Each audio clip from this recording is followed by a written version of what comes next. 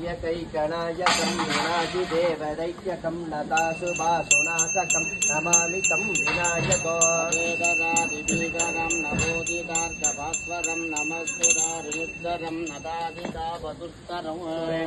नितीश्वरं गजेश्वरं गणेश्वरं मगेश्वरं तमाश्रये परात्परं निरन्तरो नमस्तलोकसञ्जरं निरस्तदैत्यकुञ्जरं दरेदरोदरं वरं वरे भवक्रमक्षरं कृपाकरं क्षमाकरं मुदाकरं यशस्करं मनस्करं नमस्कृतां नमस्करोमि वाकरो मार्जनं चिरन्तनोक्तिभाजनं पुरारिपूर्वनन्दनं सुरारिकर्वचर्वणं प्रवञ्चनाशवेशनं तनञ्चयादिभूषणं कबोलतान्नवारणं भजे पुराणवारणो कान्दकान्तिकन्दकान्दमन्दकान्दसात्मकम् अचिन्त्यरूपमन्दहीनमन्तरारघृतनो निरन्तरे निरन्तरं वसन्तमे पयोधिनाब्दमेकतन्तमेव तं चिन्तयामि सन्ततो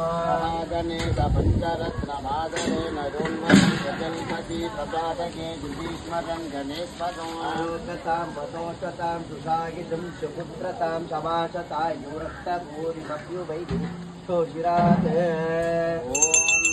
शरणागतमातुरमादितं करुणाकरकामककामकतं शरकाननसम्पपचारुरुचे परिपालयतारक मरगमारसारसमुत्पवहैमपति करपल्लवलालितकं कृतनो पुरवैरिविरिञ्जिमतं बुणिते परिपालयतारगमारगमा गिरिशासुतसागतभिन्नगिरे पुरबिन्दुतनूच सुवर्णरुचे जातचित्तावलवागणहे परिपालयतारगमारगमा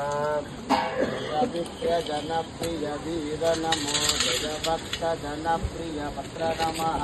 जय देव पिताकुमार नमो परिवालयतारगमारगमा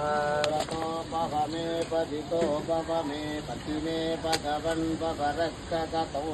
राजुषु मे विजयन् भगवन् परिपालयतारगमा करदिन्दु समान सदानन लोचनजापाति जयानि च पालतया वैवालयतारगमारगमामितु मनुस्मरता पठतामभिषन्निकशब्दमितं नमतामभिनन्तनमिन्द्रप्रदो न भयं क्वचिदस्ति शरीरप्रता